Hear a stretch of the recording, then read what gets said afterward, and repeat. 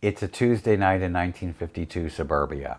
The dining area living room combo is packed with neighborhood women. There must be 20 of them, friends and friends of friends.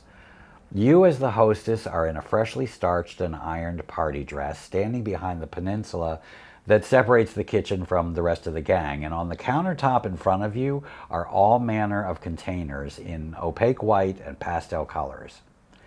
You are hosting a Tupperware party. You hold a Wonderbowl aloft and demonstrate how the lid closes. Then comes that sound that would echo down through generations, the burp. That satisfying hiss of air escaping a flexible plastic lid. Well, suddenly, pencils are flying across order forms on the laps of every dame in that room. I'm Philip Mershon. You've tuned into another episode of the Mid-Century Vault, and that scene I just described was Tupperware not only changing how we stored food, but also changing the social fabric of the suburban American household. The story starts with Earl Tupper, a guy with a small plastics company, and after World War II, he took a byproduct of the oil refining process and started experimenting with it. It was this black, foul-smelling slag called polyethylene, and Earl refined it into a translucent, flexible, and odorless plastic. In '46, he made the Wonderbowl, which featured that patented Burp seal that had been inspired by the rim and lid of a paint can.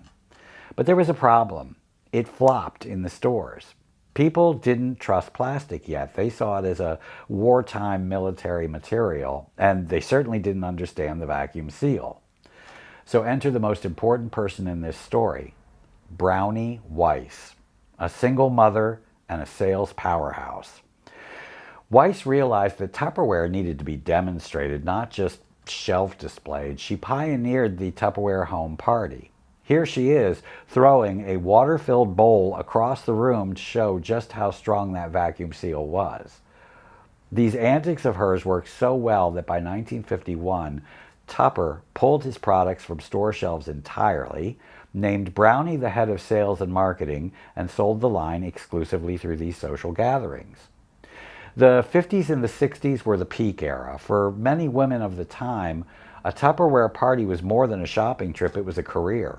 Remember, this is when women had limited options in the workforce, and just like my video on Avon, and yes, there's a link in the description because yes, you'll want to watch that one, Tupperware offered women a path to entrepreneurship right in their own living rooms.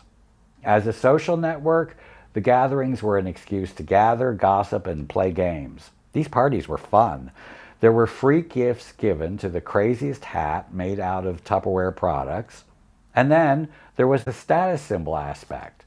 Owning a full set of Tupperware in the latest colors made you queen of the cul-de-sac. But as so often happens as we have our expeditions in the mid-century vault, time marched on. By the late 70s, the Tupperware party started to feel like a kitschy relic of an era gone by, but the real killer was convenience. In the 80s, companies like Ziploc and Glad began mass-producing disposable storage containers. Not only were they microwave safe, which older Tupperware was not, they were so cheap that you didn't care if you left them at a potluck or if they got stained by spaghetti sauce. Unlike Tupperware, which was an investment. You couldn't kill it. It was something that you put in your will. I own 2 pieces of Tupperware that I thrifted. This one is from the 70s, and this big boy is from the Millionaire line in the 1950s. I use them all the time.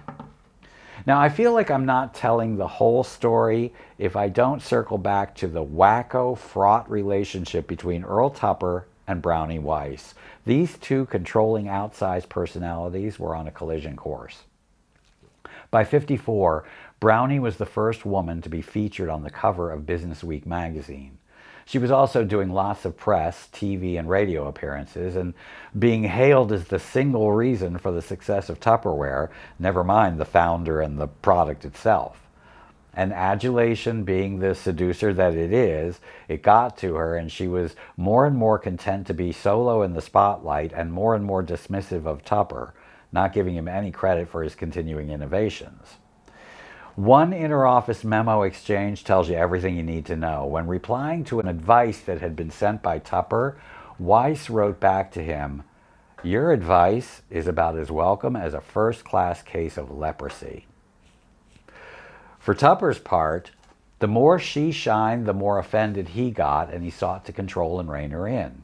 So in 1958, just prior to selling the company to Rexall Drug for $16 million, he fired her, cold.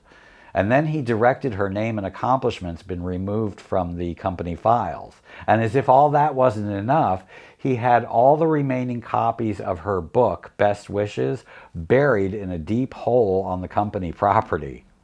After the sale, he bought an island in Costa Rica, renounced his U.S. citizenship to get out of paying the taxes, and headed out of Dodge. Ah, the homespun simplicity of the 50s. Well, I think that's plenty for today, though I would love to read your memories of Tupperware if you'd be kind enough to share them in the comments.